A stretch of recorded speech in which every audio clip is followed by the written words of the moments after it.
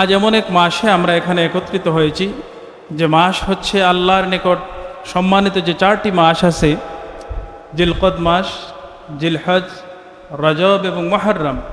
এর মধ্যে একটা অন্যতম মাস হচ্ছে মুহররম মাস, যেটা আল্লাহর নিকট সম্মানিত। আর মুমিনের কাছে এই মাসের আলাদা গুরুত্ব রয়েছে।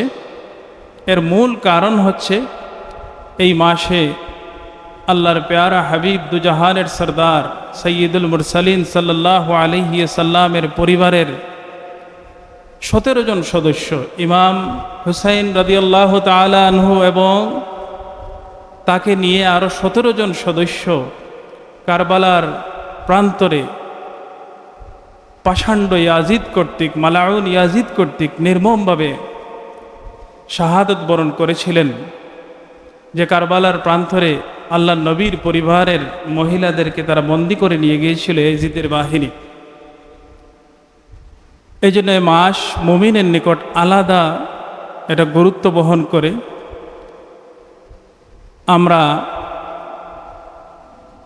এই কারবালার প্রান্তরে ইমাম হুসাইন রাদিয়াল্লাহু তাআলা আনহুর শাহাদত থেকে এই শিক্ষা নেব। ইমাম হুসাইন রাদিয়াল্লাহু তাআলা আনহু যে শাহাদতের মাধ্যমে আমাদের কি শিক্ষা নেওয়া উচিত?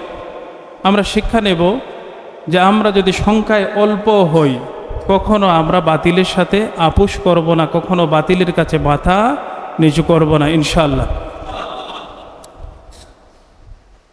সেই কারবালার ঘটনার পর থেকে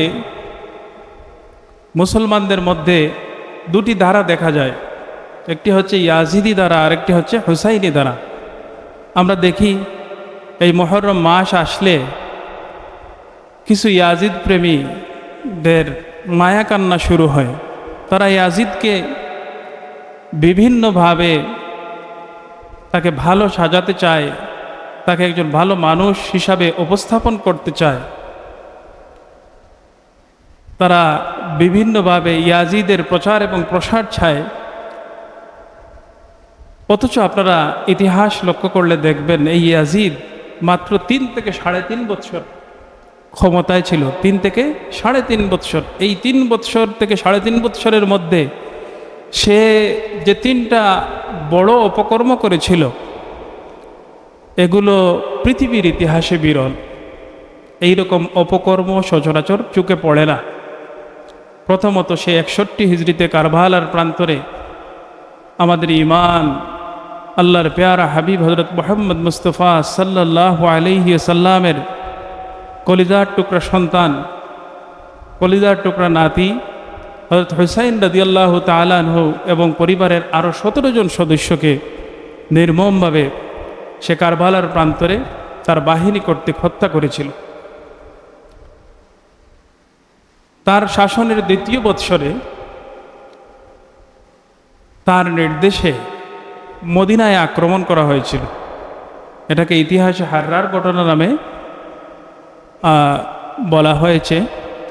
তো এই হাররার যুদ্ধে মদিনায় ইয়াজিদের বাহিনী যে নৃশংসতা চালিয়েছিল, যে নির্মমতা চালিয়েছিল, তা পৃথিবীর ইতিহাসে বিরল। আল্লাহ নবীর বাড়ি মদিনা মুনাওয়ারায়, আল্লাহ নবীর রওদা শরীফের পাশে মসজিদে নববীতে 3 দিন পর্যন্ত আজান এবং নামাজ হয়নি সেই সময়, এই পাপিষ্ট ইয়াজিদের কারণে। মদিনার মহিলাদের সম্ভ্রমহানি করা হয়েছে। অনেক সাহাবী, অনেক তাহাবী এই যুদ্ধে শাহাদত বরণ করেছেন। শুধু এটা করেই সে ক্লান্ত হয়নি। এরপরে 64 হিজরিতে সে এই মদিনা আক্রমণের পরে মক্কা শরীফে সে আক্রমণ করতে সাহস পায়। নাউজুবিল্লাহি মিন যালিক। মক্কায় আক্রমণ করে এমনকি এক পর্যায়ে তার বাহিনী কর্তৃক কাবাগরের উপরে তারা পাথর নিক্ষেপ করে, এই পাথর নিক্ষেপের কারণে কাবাগরের একটি দেয়াল ক্ষতিগ্রস্ত হয়। এমনকি এই কাবাগরের গিলাফের মধ্যে আগুন পর্যন্ত ধরে যায়। নাউজুবিল্লাহি মিন যালিক। এমন পাপিষ্ট সে ছিল। এই কাবাগরে যখন আক্রমণ করেছিল 64 হিজরিতে, একটি মত আছে যে ইয়াজিদ সেই সময়ে এই আক্রমণ চলাকালীন অবস্থায় ইয়াজিদ, এই পাপিষ্ট ইয়াজিদ মৃত্যুবরণ করে। এরপরেও কি ইয়াজিদের পক্ষাবলম্বন করা যায়? কখনো যায় না। কিন্তু আমরা দেখি যে কিছু মানুষ ইয়াজিদের পক্ষে সাফাই গাইতে থাকে, এমনকি তাকে সাহাবি পর্যন্ত বানানোর অপচেষ্টা তারা করে, অথচ তার জন্ম আল্লাহ নবীর ইন্তেকালের অনেক পরে হয়েছে। আর আমরা দেখি যে ইয়াজিদ নামটি মানুষের মাঝে সে এত পাষাণ্ড ছিল যে তার নামটি একটি গালিতে পরিণত হয়েছে। এখনো মানুষ কোনো বর্বরতা দেখলে, কোনো বড় ধরনের গুরুতর অপরাধ কেউ করলে তাকে ইয়াজিদ হিসাবে আখ্যায়িত করে, এটা গালিতে পরিণত হয়েছে।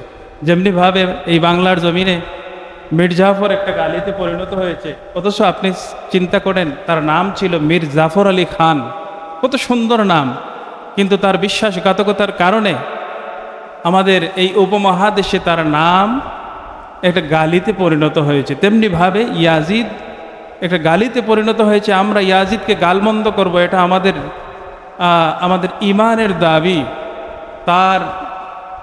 তার বিরুদ্ধে আমরা কথা বলবো, এটা আমাদের ইমানের দাবি। তবে আমাদের লক্ষ্য রাখতে হবে তাকে গালমন্দ করতে যে আমরা যেন তার পিতা জলিলুল কদর সাহাবী হযরত মুআবিয়া রাদিয়াল্লাহু তাআলা আনহুর ব্যাপারে কোনো কটু কথা না বলি। আরবিতে একটি বাক্য আছে, ইয়ালানুল ইয়াজিদ ওয়ালা তাজিদ,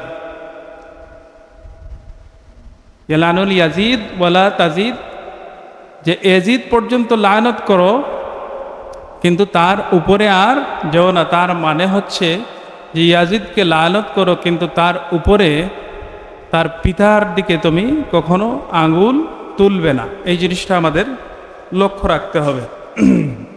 তার পাশাপাশি আমরা দেখি আবার কিছু মানুষ এই কারবালার ঘটনাকে কেন্দ্র করে এমন কিছু কাজ করে থাকে, তাজিয়া মিছিল বের করে থাকে, নিজের শরীরকে রক্তাক্ত করার মাধ্যমে সুখ প্রকাশ করে থাকে। এই ধরনের অনেক কর্মকাণ্ড তারা করে থাকে যেগুলো ইসলামের সাথে কোনো সম্পর্ক নেই। এদের সম্পর্কে আমরা সতর্ক থাকতে হবে এবং এদের কার্যকলাপ থেকে আমরা দূরে থাকতে হবে।